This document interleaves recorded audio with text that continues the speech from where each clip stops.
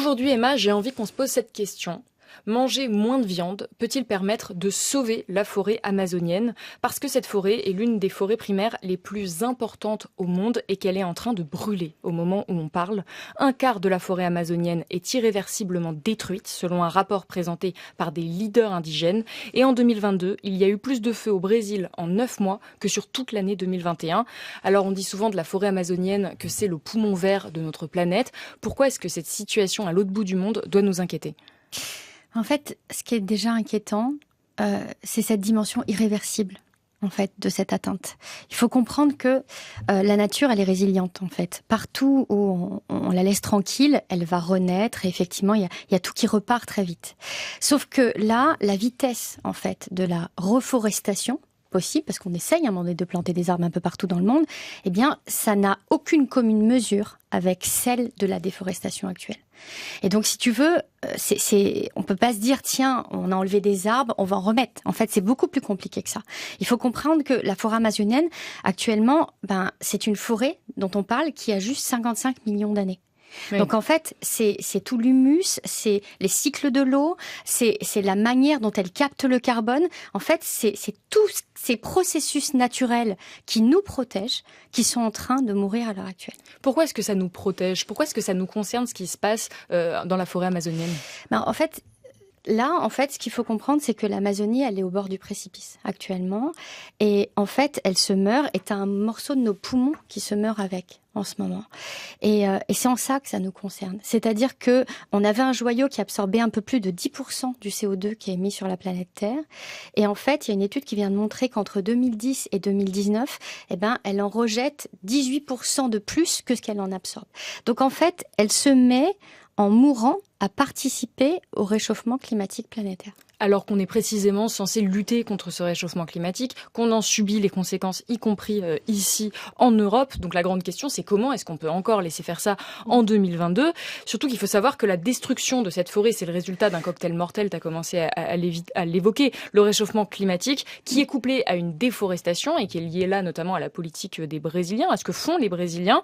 63% de la forêt amazonienne et se trouve du côté du Brésil. C'est pour ça que ce que font les Brésiliens est aussi important. Or, les Brésiliens, justement, creusent des mines et ça participe à cette déforestation. Oui, et il ne faut pas croire qu'il n'y a que le Brésil, en fait, qui est responsable dans cette exploitation des mines. Derrière, c'est des grosses compagnies australiennes, canadiennes, américaines, mais aussi européennes. Exploiter les terres autochtones, ça dérange personne, en fait, quand il s'agit de récupérer du fer ou de l'or. Et en fait, tout le monde a même tendance à se précipiter pour mettre en place des partenariats.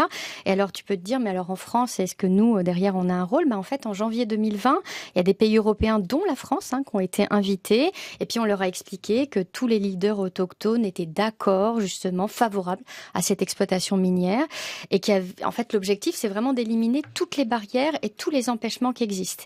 Et donc, tu vois, c'est assez étonnant. C'est-à-dire que quand, à un moment donné, on parle de ces exploitations minières, étonnamment, soudain, Jair Bolsonaro, si tu veux, et Joe Biden sont d'un seul coup alignés. Donc, ce qui participe à cette déforestation, c'est le fait qu'on creuse des mines, c'est aussi le fait qu'on creuse des puits de pétrole, mais la grande cause, c'est surtout l'élevage. Oui, parce qu'en fait, si tu veux, faut comprendre que pourquoi on déforeste. En fait, on déforeste parce que on a besoin de faire de la viande et du cuir. D'ailleurs, si tu veux, tous les sacs qu'on change tous les 6 mois sont autant responsables que la viande qu'on met dans notre assiette.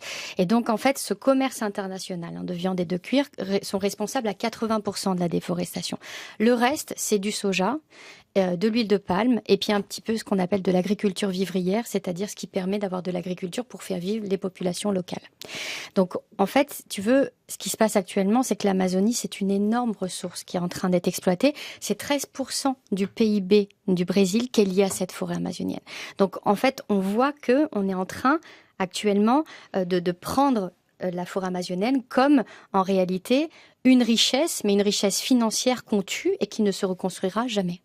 On parle beaucoup de l'élevage au sens où on va élever des bœufs là-bas, après on va exporter cette viande et ce cuir, mais c'est aussi des parties de forêt qu'on utilise pour cultiver du soja, soja qui va être utilisé pour nourrir du bétail parfois à l'autre bout du monde. Oui, alors effectivement tu as 2 choses. Tu as d'abord le bœuf, le bœuf élevé au Brésil, il faut imaginer à quoi ça correspond.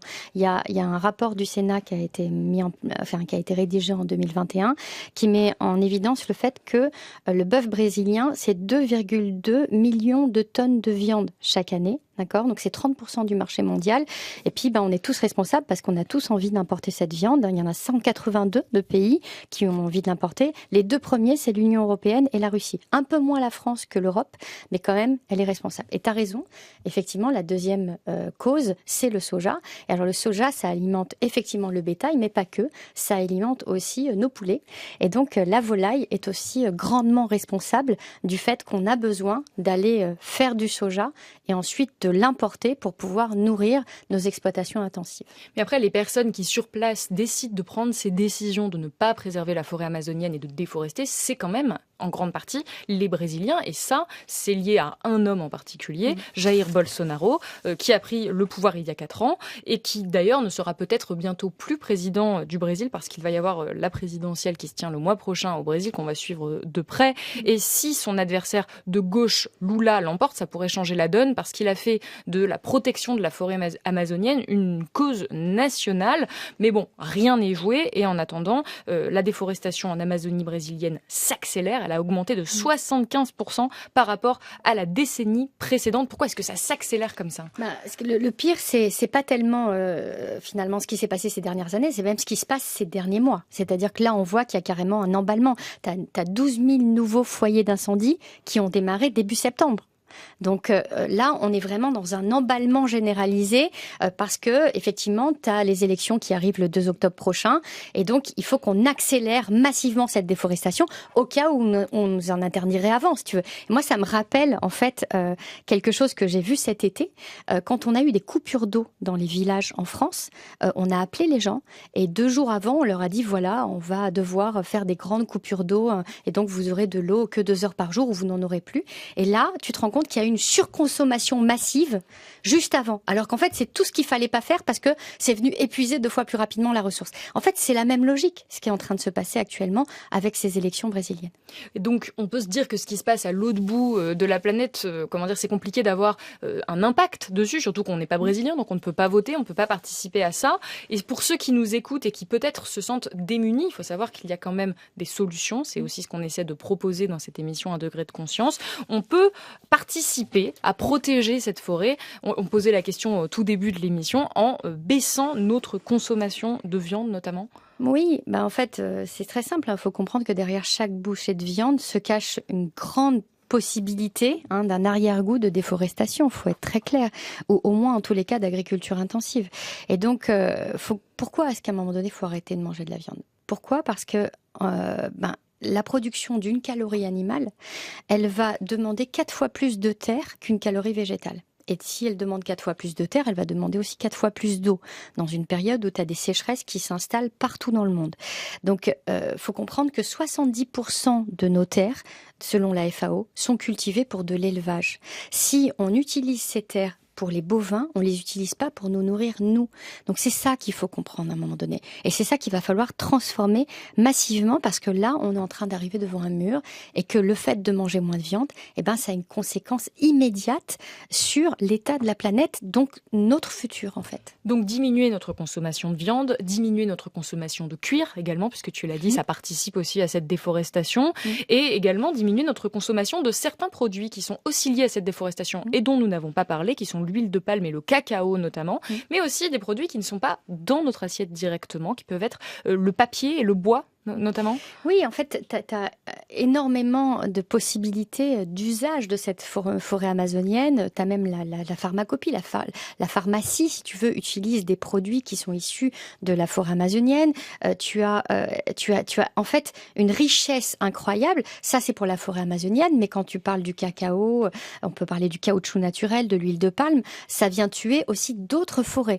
Donc, c'est-à-dire que ça contribue aussi à la déforestation, même si c'est une déforestation en Asie ou en Afrique. En fait, à chaque fois qu'on consomme massivement des produits, qui d'ailleurs en général on consomme pas, qu'on a plutôt tendance à gaspiller et qui finissent en grande partie dans nos poubelles, en fin de compte, on prend des bouts de forêt avec nous dans cette consommation complètement effrénée. Donc il faut avoir une consommation raisonnée et également peut-être regarder quand on le peut l'origine des produits qu'on achète. Ça, c'est pour les petits gestes entre guillemets individuels, mais à l'échelle nationale, en tant que Français, en tant que France, qu'est-ce qu'on peut faire ? Il y a une stratégie qui vient d'être d'être mise en place. Ça s'appelle la stratégie nationale de lutte contre la déforestation importée. Il y a même un site internet qui nous permet de voir justement quels sont les produits qu'on peut ou qu'on ne peut pas consommer, qu'est-ce qui se cache derrière. La vraie solution, c'est la certification. C'est-à-dire qu'à un moment donné, il faut qu'on suive le process. Le problème, c'est que c'est très compliqué parce que si tu prends par exemple le soja brésilien, en fait, entre le Brésil et son arrivée en France, eh bien, tu as tellement d'interlocuteurs que la traçabilité, elle est quand même très compliquée. Et donc, si tu veux, c'est vraiment tout cet enjeu qu'on a devant nous de savoir à un moment donné ce qui se cache derrière notre assiette et à quoi on contribue vraiment. Donc c'est toujours la même chose, c'est d'avoir entre guillemets, des gestes individuels qui seront couplés à des politiques nationales qui sont absolument indispensables dans la transition écologique si on veut pouvoir préserver notre planète. C'est la fin de cette émission. Merci beaucoup, Emma. Merci, Salomé.